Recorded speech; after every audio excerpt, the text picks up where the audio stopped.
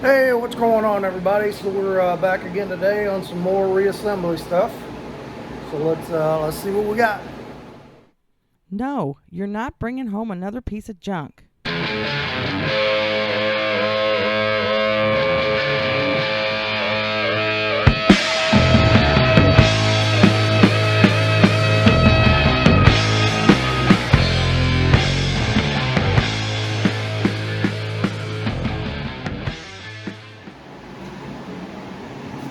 All right.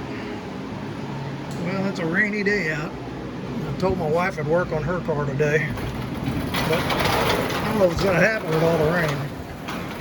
It's supposed to rain all day, so darn it, I just might have to work in here today.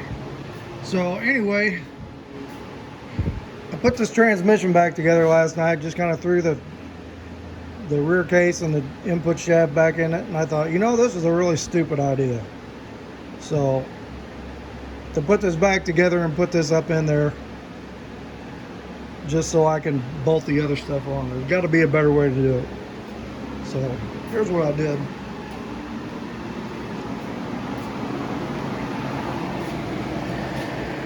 I just welded this piece of scrap to that piece of scrap, hooked it under there, bolted it to there, and I got my engine sitting good, and I can bolt my stuff on that way.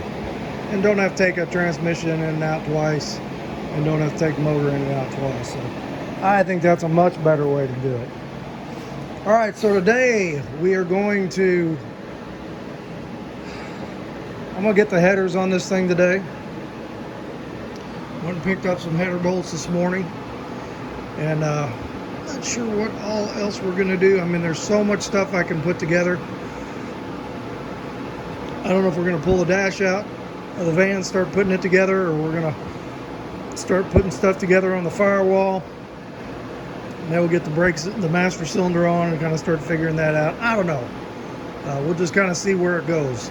I probably ought to get the wiper motor out and clean it up, because it goes way up in there, and the more stuff you put on, the harder it is to get to. So that'll be an easy one. So okay, let me play with these headers a little bit, and we'll see what they look like.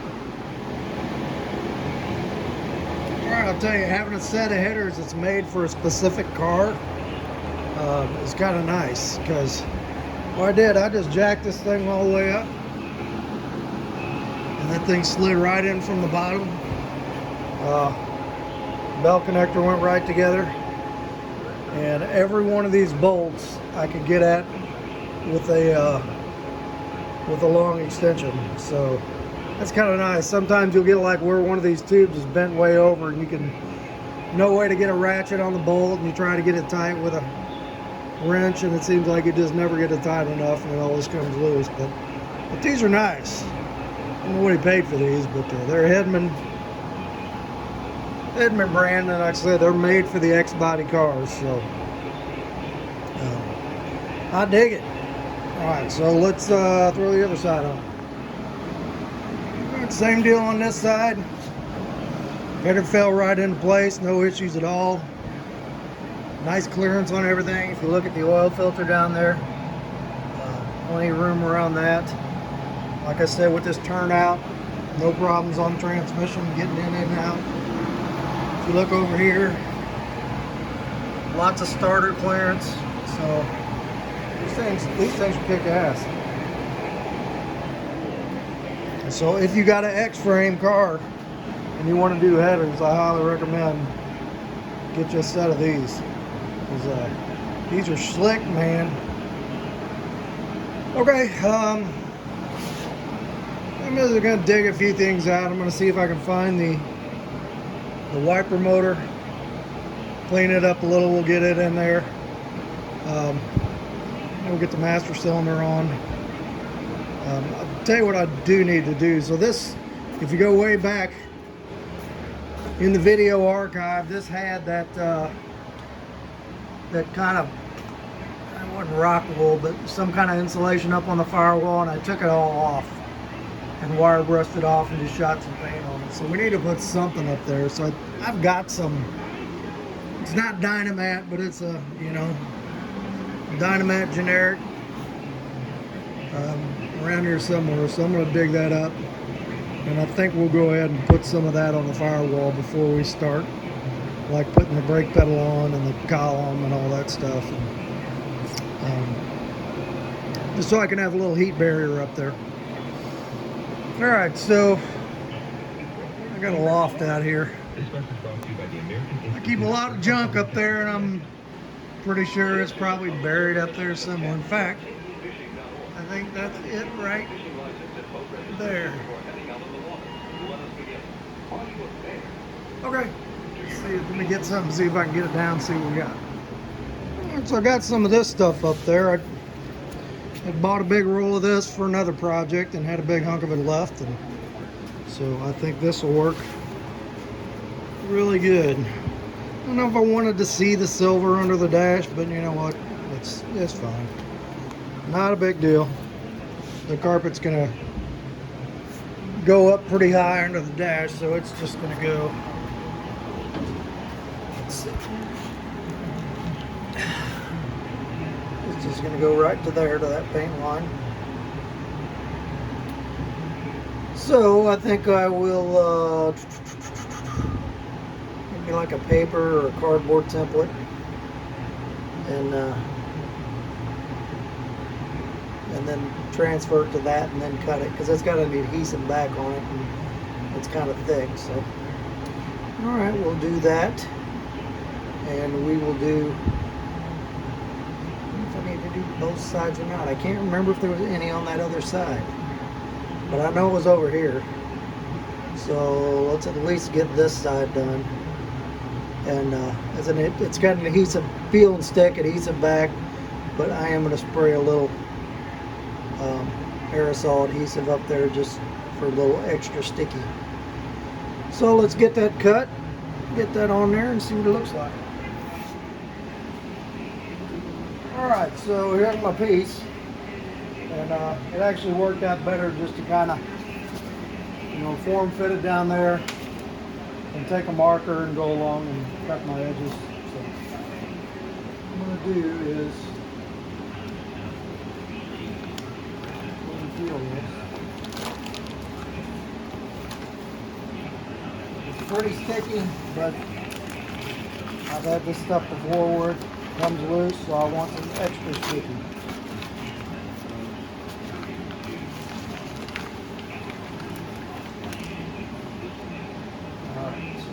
Off. Got me some Loctite spray adhesive, and I'm just going to mist a little on here, mist a little on the firewall, give it about 5 minutes, and stick it in place.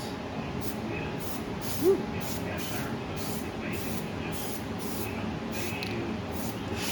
Get real crazy. I said it's already got some self-adhesive on it, so get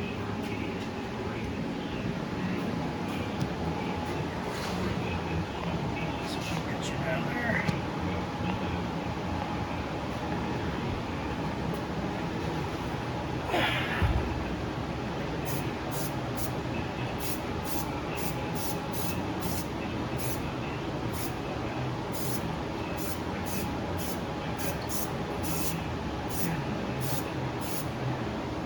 I said I don't want to get crazy and shoot it everywhere. Just kind of missed a little on that. I really didn't want it coming out here. Kind of weird. Comes out like spider webs. Just let that set a minute. Be right back.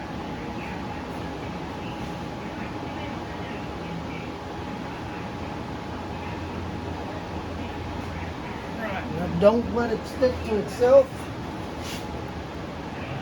Don't let it stick to you. Once you set it, it's there.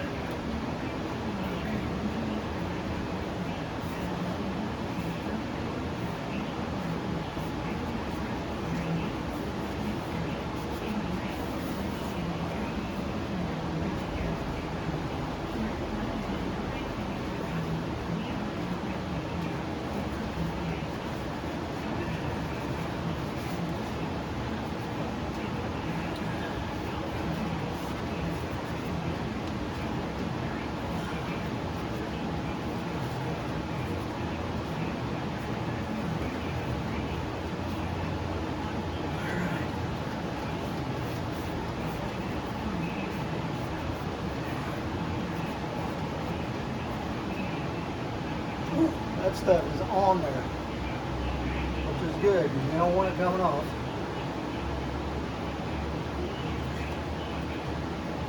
Got it a little higher than I wanted it to right there, but that's okay. Here's a little piece of there. Yeah, that's good. Alright, let's see what we got from the outside.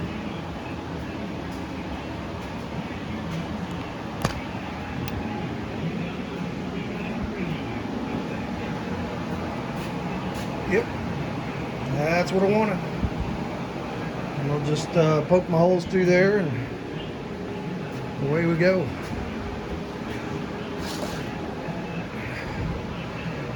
Okay, I'm going to dig out my master cylinder, brake pedal assembly, wiper motor, and let's get all that stuff bolted onto. Let's see, do I need my steering column before my brake pedal assembly? I don't think so. I think brake pedal assembly first. Alright, let me dig through the shed here and we'll find all that stuff. Alright, I think that's enough for today. I got the pedals in there. Got the master cylinder on. I had to stop work on my wife's car. I had to put a CV axle on her car. And I'm getting beat today, so where we go from here, I'm going to go ahead and clean off a spot, get rid of this transmission garbage, and put down a clean cloth or something. And I'm going to start digging all the pieces of the dash out, because it's like I can go ahead and put the dash together, kind of get that pre-wired, and get steering column in and stuff. I can do all that for zero money. So I think I'm going to do that. I still got to dig my wiper motor out. I'm going to clean up the heater box and shoot a coat of paint on it, and probably pressure test that heater core. I think Bill said it's good, but let's just check before we put the whole car together. And so yeah, the rest of the week, let's kind of work on some of that stuff. Probably not going to get a ton done this week. My son's getting married at the end of the week, but we'll keep this video going for a while and get a good one in, get some more stuff on here. So, all right, we'll check back tomorrow. Morning, everybody. So I was rooting through the storage shed over here, and it's like a scavenger hunt in here trying to find stuff, even though I sort of semi-organized it. So, but we're getting there. Anyway, I dug out the heater box, and then this is the front of the heater box, and a blower motor and the wiper motor. So I want to get all this cleaned up, make sure it all works. I want to pressure test this heater core, and kind of got my doubts on this, but we'll see. You can see a little bit of white there, but looks like this thing is replaced. There's a zip tie and somebody shows some insulation on the end of it there. So it may have been replaced at one time, I don't know, but I'm just going to cap one in, hook a garden hose to the other end, turn the garden hose on. You know, your city pressure's 50, 60 pounds, something like that, so that should be more than enough to test whether this is going to leak or not. I don't want to put it in and have to take it back out, so let's see if it's any good. I want to test that wiper motor, and I want to test that blower motor and make sure they're good before I put them back in there. So of course this is just, I can always put the housing in and change the motor if I need to. I don't know if these are 1-speed or 2-speed motors. You got a body ground strap on it, and then you got 2 terminals. I don't know if that's high and low, or if that's what that is. I got the original wiring diagram printed out in a box in there somewhere. And then this, you can see this thing was bent, so this was not moving very good. And this does, you got the flapper door in here is what this is for, and then it's got a little cable that goes over here and moves the heater control valve, which that is a really bizarre looking heater control valve. I don't think I've ever seen one like that. Oh, that thing is tight. So we're gonna have to PB blast that thing and see if we can get it moving a little more freely, bend this back to where it's supposed to be, and get that moving right. It's kind of an interesting setup. I don't know if I've ever seen one like that. So your heater core hose is poked through there, like that. Goes through that valve. But you wouldn't have to use that valve. I mean, you could just you could put one of those inline ones out here, but then it wouldn't work with this. So you bring your control cable comes in here, hooks on that, and it moves both of those. So that's kind of interesting. So let's just see if we can lube it up and get it free. So, and then I want to clean everything up, shoot a little paint on it. This gasket's actually got some squish to it still. So we'll just use it, yeah, right there. That's all right. We'll just use it again.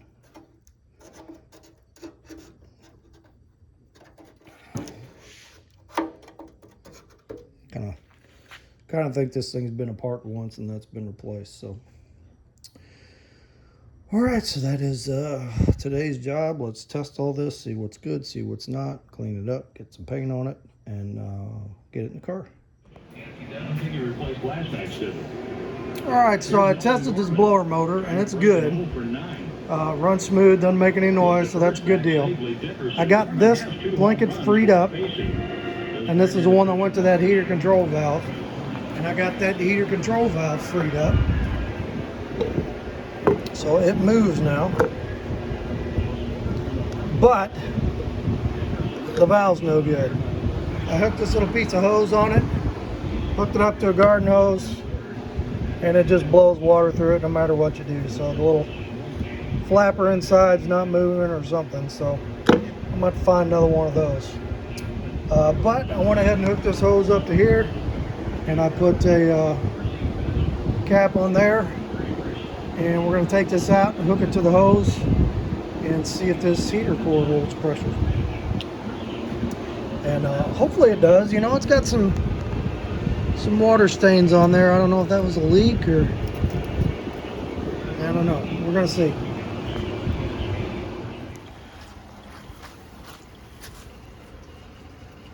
Okay, I got it pressurized. A leak there.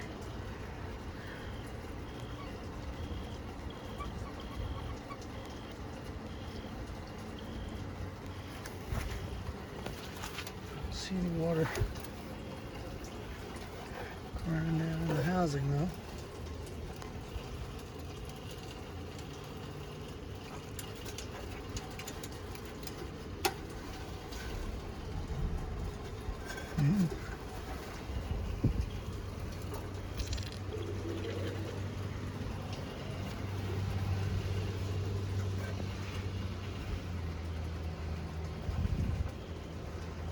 Okay, well, I don't see anything, so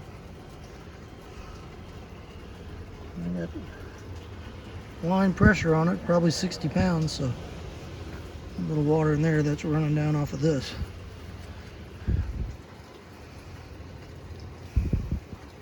Alright, so I guess we're gonna call that good. Plus it was inspected by 181, so you know it's got to be good, whoever that was. All right, let's go clean this thing up and we'll put it back together. All right, so I got these parts painted and I don't want to touch them until tomorrow. I don't want to get fingerprints on them. So I went ahead and cut me another piece of insulation for the other side under the dash. Getting ready to put it on there. I already got my glue sprayed down there and on that drying. But this time I took some tape and put it out here. Because when I sprayed the glue over there yesterday, some of it like came out of the hole and stuck on the firewall, and I I got it off without hurting the paint, but just wanted to prevent that this time. Okay, so in just a minute, let this dry, this glue set up a bit, and we'll stick this on there and see what it looks like.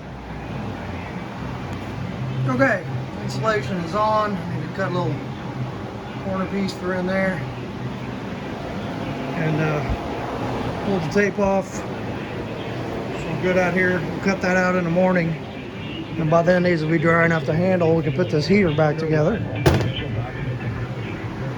I found a transmission.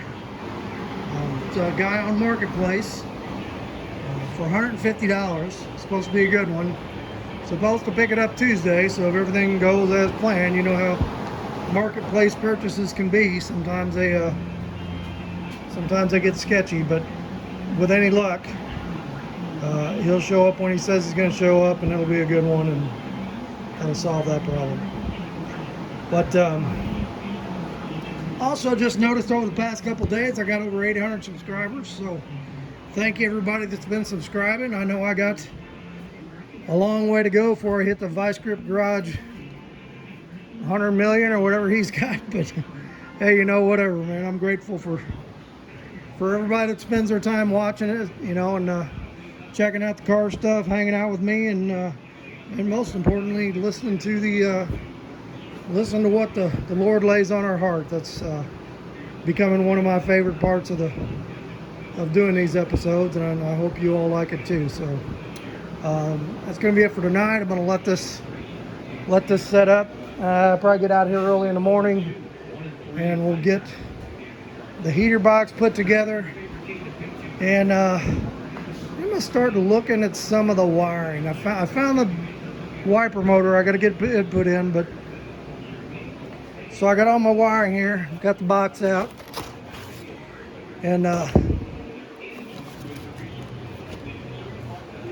so when you do this, it's like the dash wiring has to still be wired like the 61, and that's different than the newer model van. So basically, I'm just using like the feed wire off of that fuse for wipers, for instance. The feed wire off the wiper fuse. I'm not using the 92 switch. I'm just taking that feed wire to the 61 switch.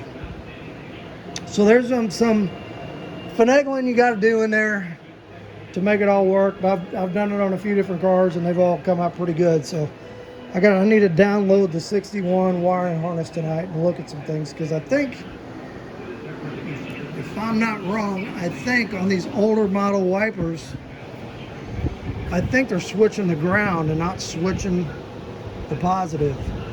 So that'll have to be wired a little bit different. I got to look at that. And I need to locate another heater valve. I'm sure that's an eBay deal. I thought about just doing an inline one, but like I said, it's got this piece of linkage that it moves the flapper and the valve with the same control cable. So I really need this valve to make it work right. And we are going to be putting air conditioning in here. I just don't know where I'm going to cut the AC hoses yet. I'm thinking over in here somewhere, probably where the most room's going to be, but I'll just be careful when we cut those that we don't screw up the firewall, the paint on the firewall. So I'm going to get one of those underdash units. I still haven't got it yet, but as soon as I do, then we'll get into that.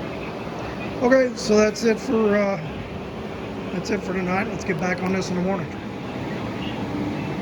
Okay, so heater box is all back together. It's on. All these little levers move nice and smooth. Kind of curious on that one. Why do you need a cable operated flapper damper on the blower motor? Not really sure. I mean, you do get air that blows down through here, down into here, unless they're just, when you got that closed, then you don't have that air blowing up through the blower back through the car. That's the only thing I can figure out. That's probably what it is. Wiper motor's on.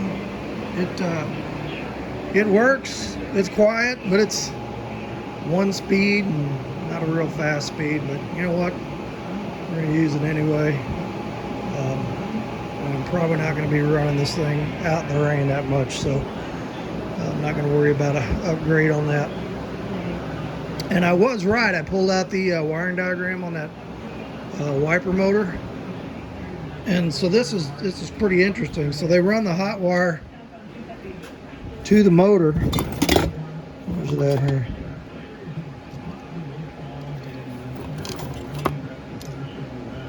Yeah, this is your wiper switch. So they got a wire going to here, and all this switch does, so you got one wire, and when the switch is off, you got no ground. When the switch is on, it grounds this wire to the body of the switch, therefore the dash, and brings the wiper motor on. So that's a little different. But they're switching the ground like that, so was able to get that wiring diagram for free online, so that's cool.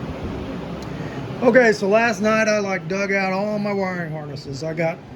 These are all my wiring harnesses. If you go way back, you know, you'll see how those went together from the van, from this van, and then here and here I've got the wiring harnesses out of the car, because there's some things that I might have to wire as the car was wired, and then, like I said, just tie the hot wire off of the fuse box as the feed to that system.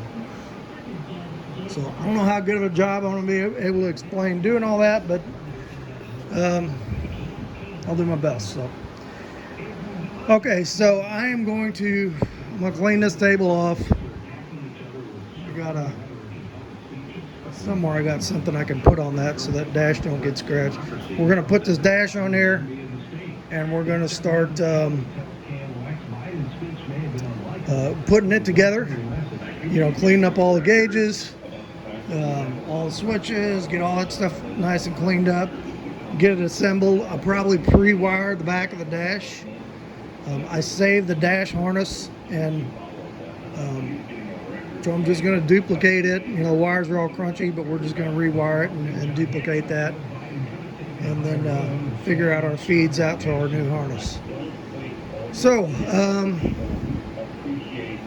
not sure how much time I got left on this video. Let me see how much time we got on this video. I don't know if we're going to do it on this one or if we're going to continue it on the next one. I don't like running them over an hour. So, okay, check back shortly.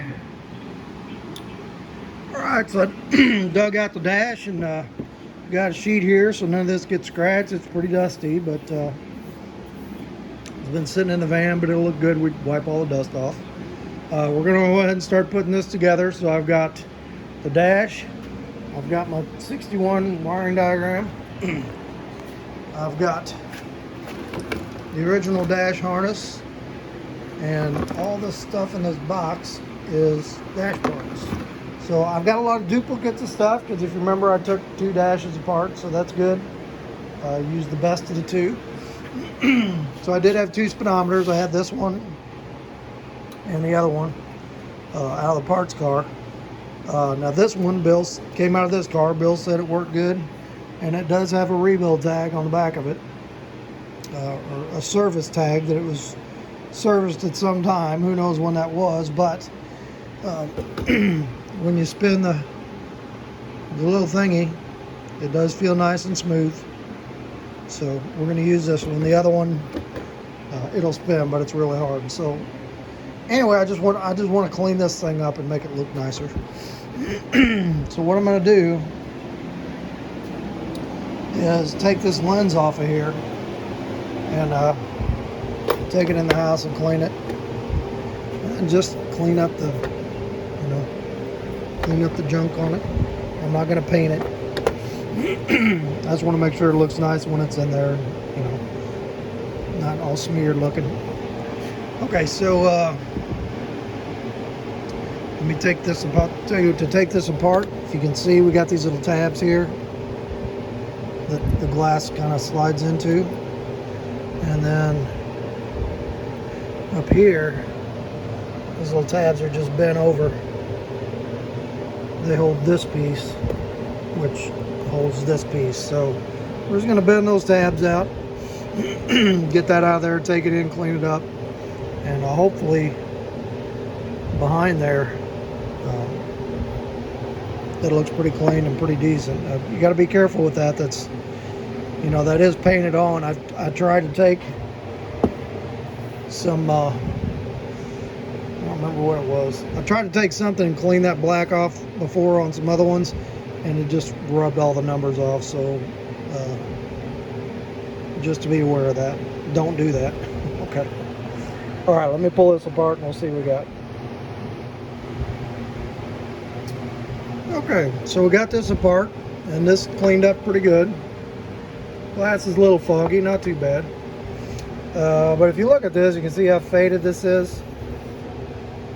So I decided to pull this one apart, and this one is much better. So I think this guy would just pull that out.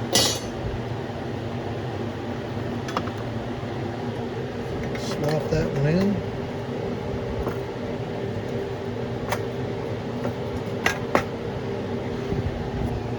There you go. Instant gauge restoration. This one I'll probably, that ain't no good. That thing's wasted. This guy, that's nice. So, I don't know if I'll pitch this thing or stick it on eBay for $20 or do something with it. I hate to sell it to anybody when it's broke. So we just gotta slap this dude back together. Just pop this in here.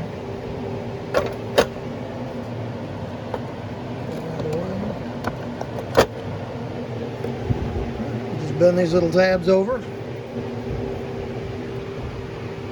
Looks pretty good. It's a little foggy. A little foggier than what I like.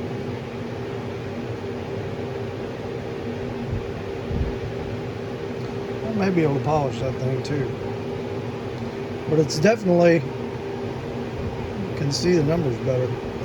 I run in, clean this off once again, and go ahead and clean this one off, and just see which one's better.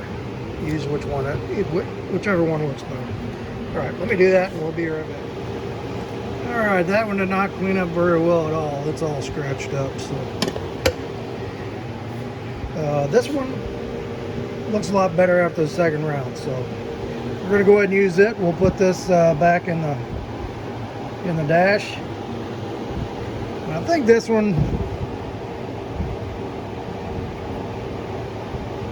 I don't know if anybody wants this thing or not. I think I'm just gonna pitch it. I don't, it's little things just about seized up on the back. The needle don't move. The face is bad. The glass is bad. I can't see where that would, anybody would want to pay any money for that. I wouldn't. So let's just scrap that one. You can't save everything. All right, let's get this back in the dash and take a look. All right, so Speedo is in there, and I had to put that little piece of chrome trim around there first. And I'll tell you what works really good on cleaning up that chrome is an old toothbrush and some toothpaste. It kind of gets that film on there, and that toothpaste seems to work. Just have just enough abrasive in there to take it off and shine it, and so that's usually what I'll do with it. Okay, so I got a chrome piece of trim goes across here. I'm gonna clean that up and put it on, and let's I'm gonna get the gauges out, get them lined out, clean them up. I've got fuel, and I've got what was this one? This was temperature, and this was a blank. So I bought an oil gauge off of eBay. There's fuel.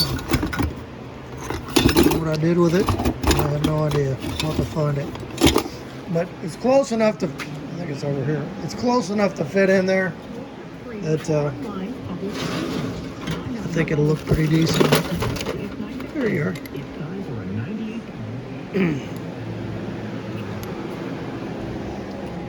So it's black and white, and I think the other gauges are black and white too. Yeah. We're definitely gonna have to take them apart and clean them. So you pull that these little tabs, you just bend them over, pull that trim ring off, and you get that glass out of there and clean that off. So I believe Bill said this gauge is good. I've got a couple of fuel gauges. I don't remember which one was. Yeah.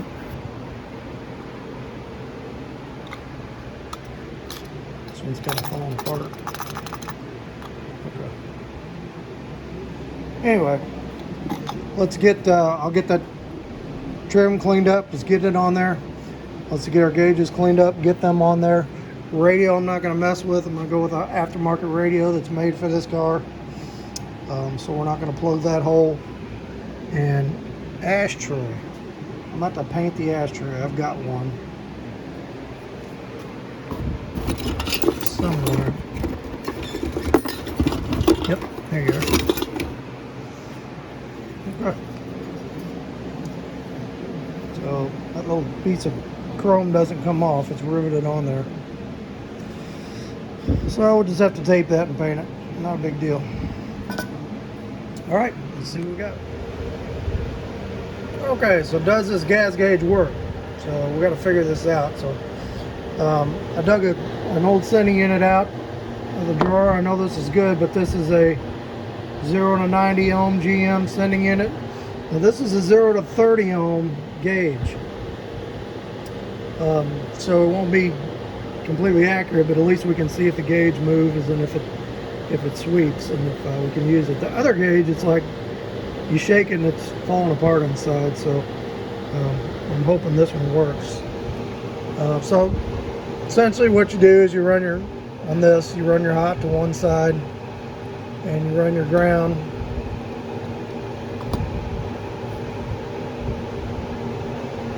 through the other side to the body on the gauge. I might need a ground on there too. No, this should be my ground. So, all right, let's plug this in, just see if it works. I think I'm right. Or we'll blow it up.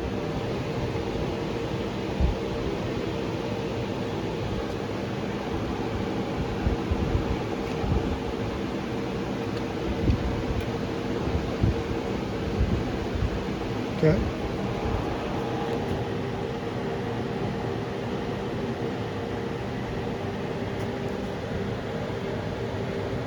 So that would be empty. No, that would be full. Okay. So I've got the wires backwards. Let me switch it. A second.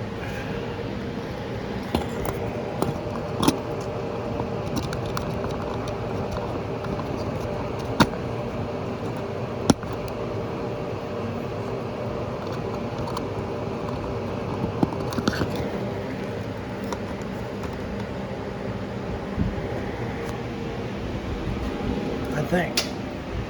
We're gonna find out here in a minute.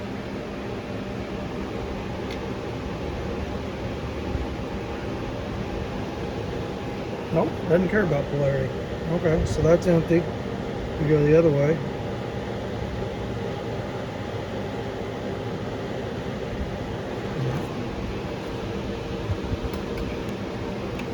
Go back the way they were. Hold on a second.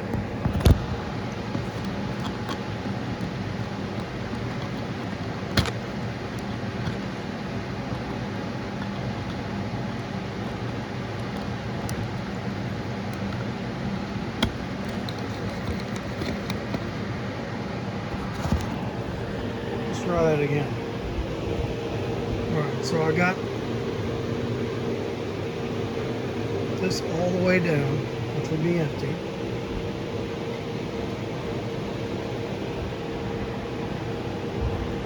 We're showing empty on the gauge. Now if I go full,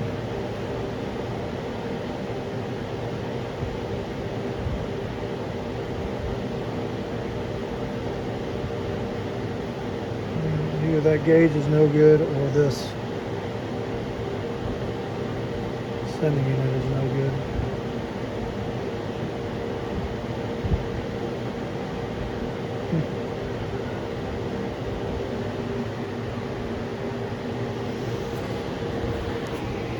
Battery charger's on. Alright, well.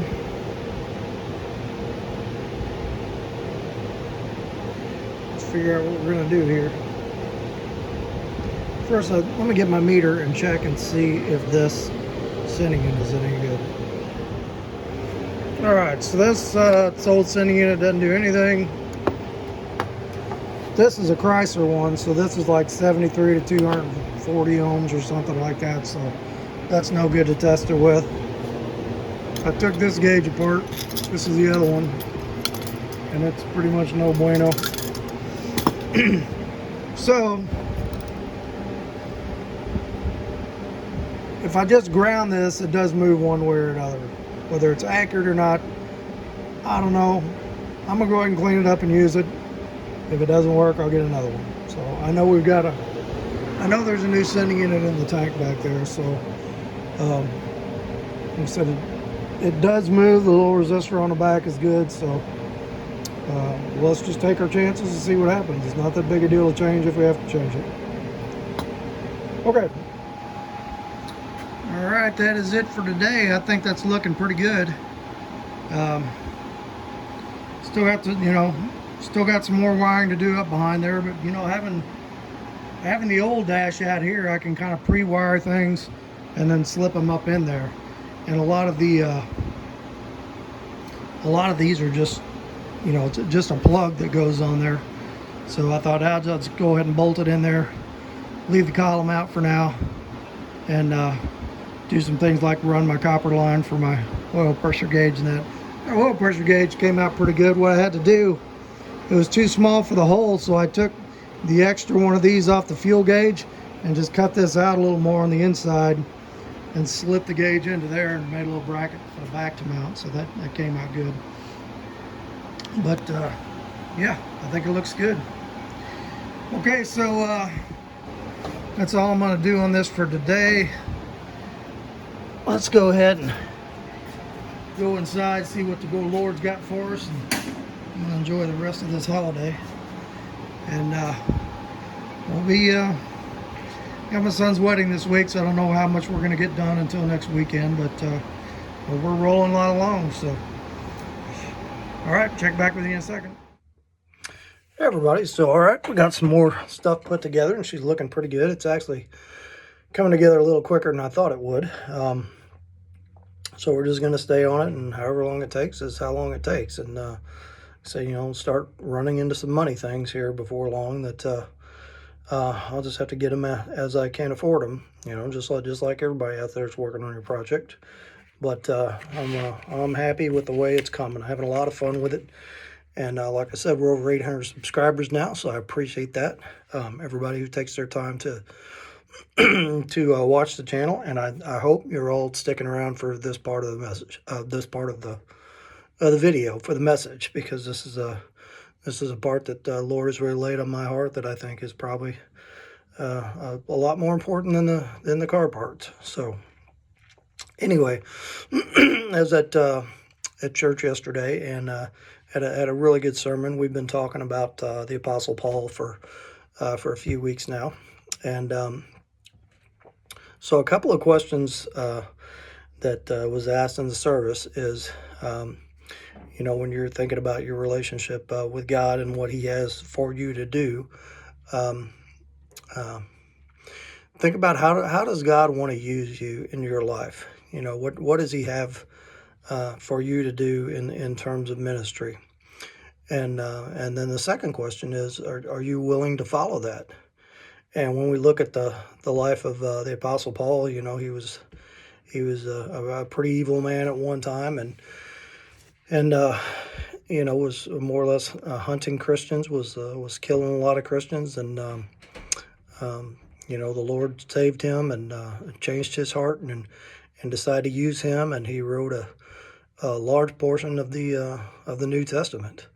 And that's just that's an awesome thing that as messed up as Paul was, that that God redeemed him and can use him, and so it says that He can also do that for us. Paul was very dedicated. He was a believer in the gospel. He went through a lot of things, a lot of different sufferings. Was persecuted and jailed several times, and and beaten, and he used that suffering and his weaknesses as opportunities for God. He didn't sit around saying, "Woe is me." He when that stuff was going on, he used those things to say, how can I use this to serve? How can I use this to be an example to others? And he was very persecuted in those days. And when it got down near the end of his life, he didn't have a whole lot of friends left. But he persisted and he kept on. And the important thing is that he finished well. He never gave up, and when we look back over his life in the scriptures today, and just what an awesome example of how we can live in our relationship to the Lord. So I picked this one verse out of yesterday's sermon, and this is 2 Timothy chapter 4, 6 through 8. So here, this is Paul speaking. He says, For I am now ready to be offered, and the time of my departure is at hand. I have fought a good fight. I have finished my course. I have kept the faith. Henceforth there is laid up for me a crown of righteousness, which the Lord, the righteous judge, shall give me on that day, and not to me alone, but to all them who love his appearing. When my time comes, I'm not old by any means, but I'm not a young man either. But when my time comes, I hope that when I meet the Lord in heaven, that I hear those words, well done, thou good and faithful servant. And I'm sure Paul did by what he said there, and that's what we should all strive for. There's a lot of crazy stuff going on in our world now, and it is even more reason to turn to the Lord and dig into your Bible daily, and to spread the good news, and lay aside these things of the world, and just dedicate our lives to preaching the word. And I think about my my sister that passed away a few months ago, and how everybody that knew her, there are just so many comments about what a strong faith she had, what a great witness she was. And she didn't have a lot of money, she didn't have a lot of stuff. She was just very dedicated to the Lord, very dedicated to her family. And I just thought it was awesome that the way people remembered her and people talked about her, and that's how I want to be remembered. I don't when I go, I don't care if people are saying, "Oh man, he was a great mechanic and he built some really cool cars, and he was accomplished at his job," or all that. None of that stuff really matters. It's how did I serve the Lord, and how did I serve my fellow man? So okay, so that's all the message for today. Let's have a quick prayer and we'll be out of here. Father, I thank you for this message today, and I just ask that for myself and for everybody watching, that we would strive to finish well in you, that we would strive to put aside the things of this world and just to focus on you and your ministry and your mission, and how can we serve you, and how can we glorify you. And we just ask that daily you would plant that in each of our hearts, and walk us down that path. And we ask this in the name of your precious Son, Jesus. All right, hit like, hit subscribe, tell your friends, tell your enemies, share this with whoever, and get some people on here watching this. And all of you 812 subscribers or whatever they are, thank you again for spending your time with Saving Junk, and we'll catch you on the next one.